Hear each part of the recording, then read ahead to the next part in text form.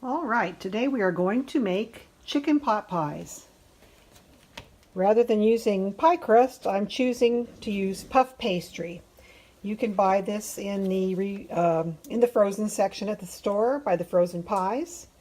You can use this or phyllo dough. And when you use this kind of pastry, you're not going to line the pan, you're going to just put it over the top. So we have a couple of pie pans here, ready to go. If you want, you could make individual little ramekins and just top them with the dough. Let's go over a few of the other ingredients. Of course, we're going to start with chicken. I have diced white and dark meat chicken here. We're going to have our vegetables. I'm choosing to use, you can use whatever vegetables you like. I'm using mushroom, shallot, onion, carrot.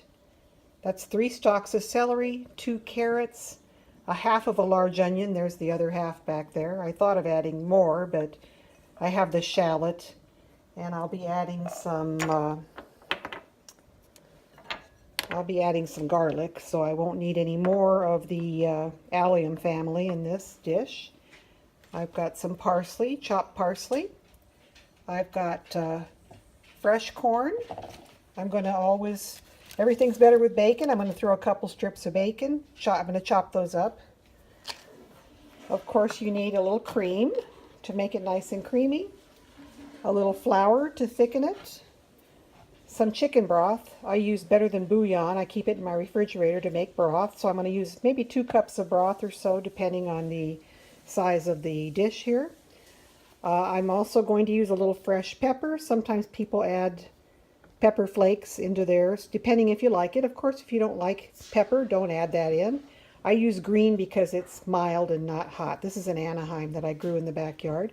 I'm going to chop up 1 little leek because it kind of lends a nice anise flavor to the dish. We'll use a little Worcestershire. I'm going to use some cheese that I have on hand. Most recipes don't call for cheese, but we're going to try it today. Also, for a little more anise flavor, a little bit of tarragon. Tarragon, sage, what else here? We got salt and pepper. I'll probably throw a little brandy in there. If you have white wine, that might be even better. We'll need some butter and some olive oil. And then, if you want, you can use petite whole onions. Get the frozen ones. You don't have to prepare them. Rather than chopped onion, if you like milder onion flavor, you might want to go with petite whole onions. And I'm going to add some frozen petite green beans. Of course, if you have fresh, you can do that. And the same with peas. I'm going to use some green peas. Okay, if you have a big Dutch oven, you could just start cooking in that. But I do not have a big Dutch oven. I'm going to use my skillet and cook the chicken in the skillet. I put a little olive oil with a little butter. Let that get nice and warm in your pan.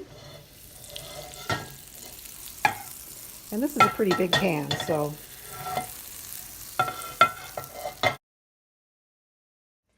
on my chicken I put a little salt and pepper. I'm going to put flour right in with it. That'll help to eventually thicken the dish. About a half a cup or so of flour. Kind of mix that up.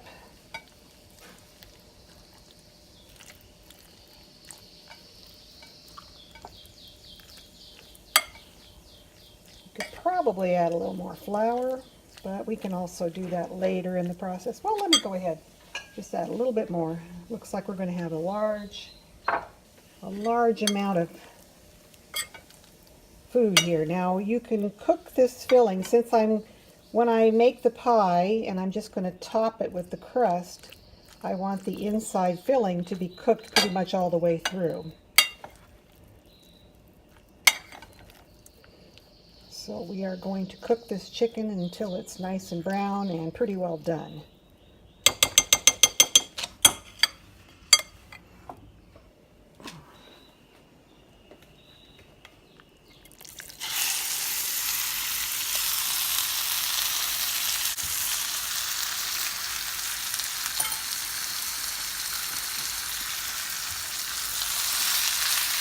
We may need to add more oil, I don't know yet.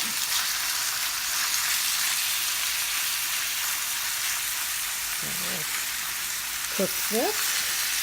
It'll probably take 5 or 10 minutes or so to cook this, so let's come back in a few minutes when it's pretty much cooked. Give it about 5 minutes on each side, keep stirring.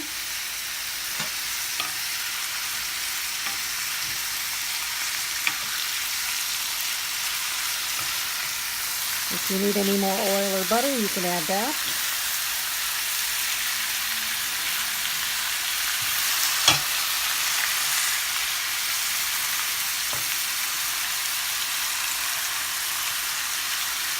Okay, we'll come back after this is cooked a little bit more. Okay, this has been cooking for about 10 minutes. And the chicken is basically cooked.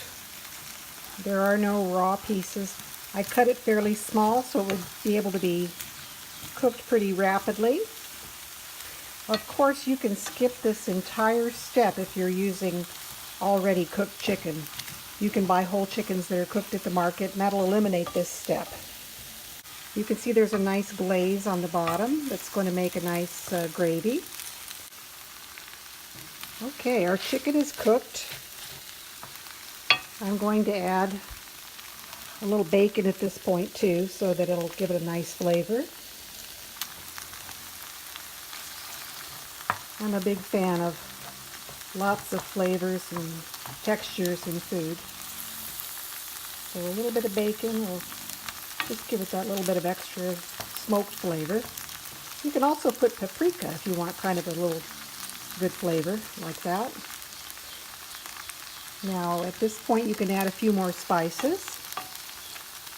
You can add poultry seasoning and just say that's enough. I'm going to just add, here's my chopped pepper, just a little bit of it, Anaheim pepper. You get the rest of the bits out of there since it's such a small amount. I want to get it all. So a little Anaheim pepper. We're going to let the bacon cook a little bit in here too.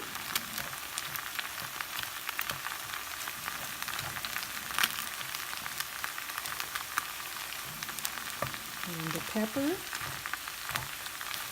Gosh, now that I'm looking at this, I don't know with all the veggies I have if everything's going to fit in one pan, but we'll give it a try. Okay, we have added our corn, leek, carrot, celery, parsley. I added a little sage and a little tarragon. And we're going to add a little bit of Worcestershire sauce.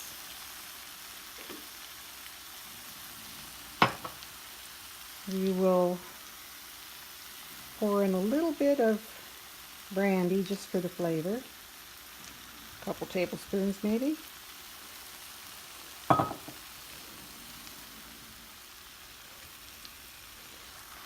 Okay, we've got everything in here, our veggies, everything except for the mushrooms because they don't require quite as much cook time. And this pan is pretty full. So we are going to turn down the heat. I've turned it down to like a medium low. The chicken is all cooked, so it just depends on how much you like your vegetables done. And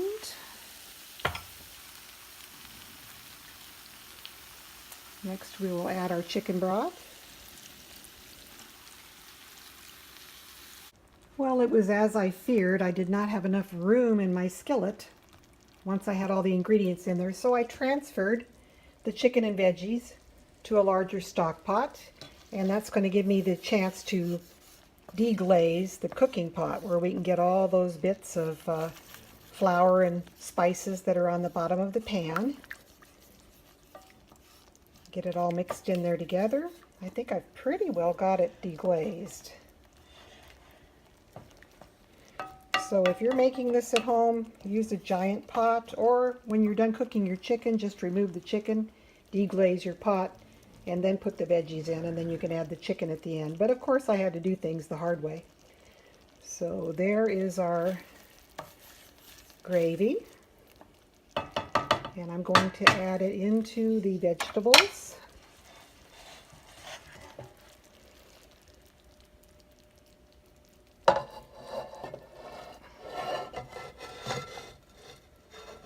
All that deliciousness going right in there.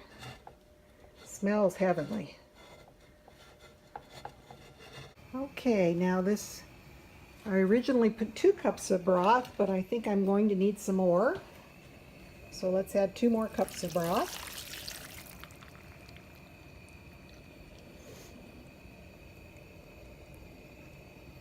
And I added the mushrooms. So here is the chicken, the veggies, the broth, the deglaze from the pan. I'm going to let this cook in this saucepan for, maybe 10-15 minutes till the veggies are soft and edible.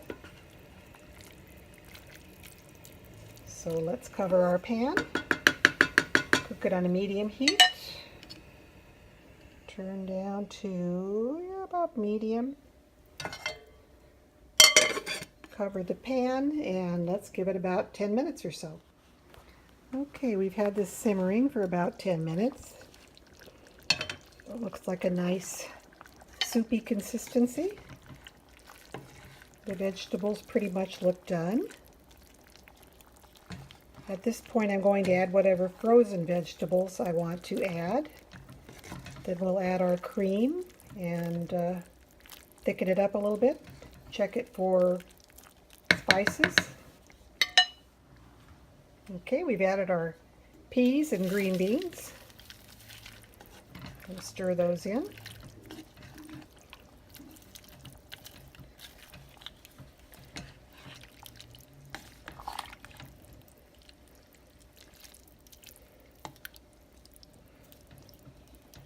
Because they've been frozen, they won't require as much cook time as the other vegetables.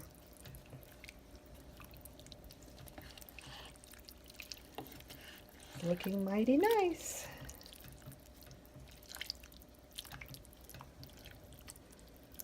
Okay, I am going to add some cheese, just because I love my cheese. So this is just some Italian style cheese. It's already shredded for me at the market. Let's see. There we go. A little bit of cheese, never hurt anything, just like the bacon. Makes everything better.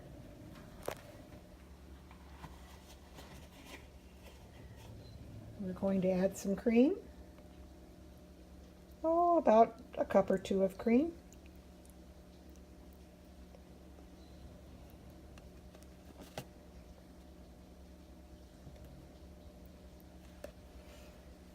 Bring it back up to a boil. Kind of get it the consistency that we want. It might need a little more thickening. I don't want it too soupy.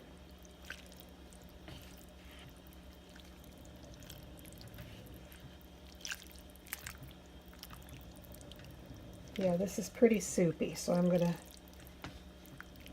thicken this up a little bit more.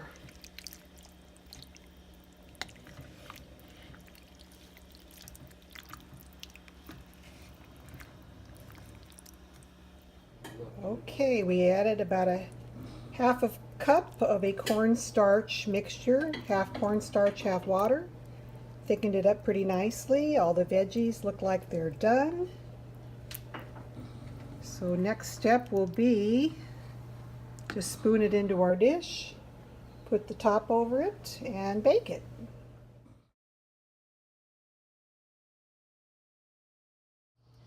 Alrighty, we have our pie dishes. I lightly buttered them, mainly so the crust won't stick to the top edges. I buttered all the way up to the top edge there.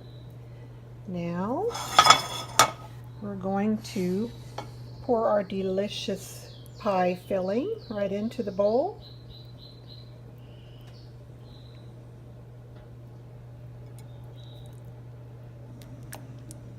It's nice and thick.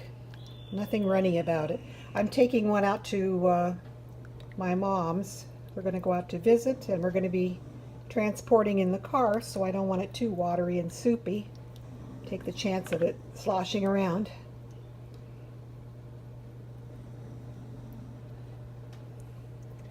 Delicious.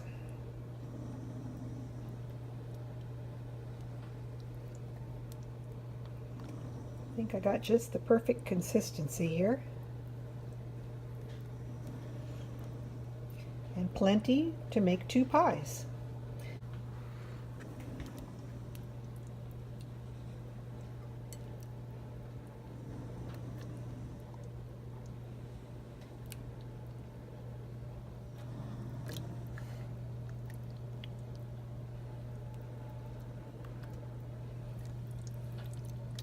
The vegetables all look just right.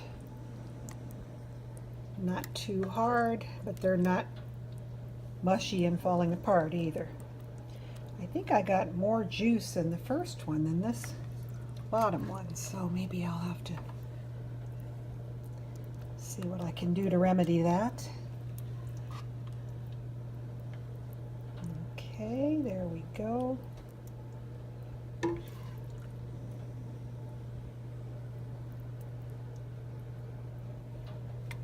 And there's not too much left. It was just pretty much just about right for 2 pies. I thought I was going to have a lot left over, and I really don't. Well, I'll put a little bit in this little ramekin here.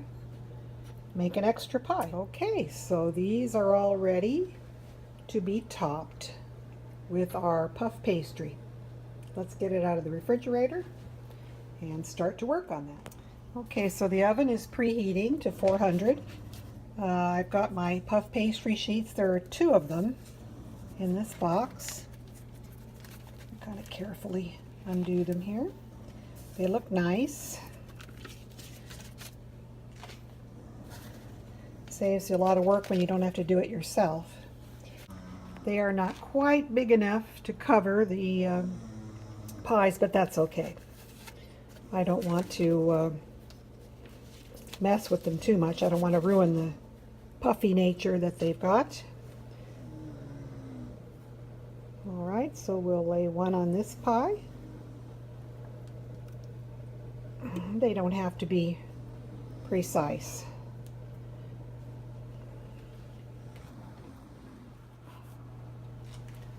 Okay, we're going to lay another one on the other pie.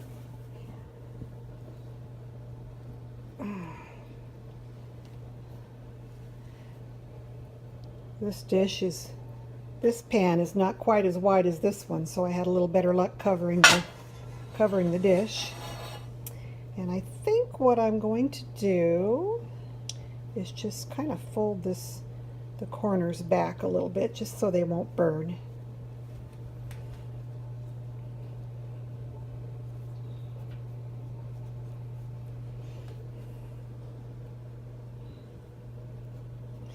And the oven is hot at 400. We're going to pop it in there for about 10 minutes.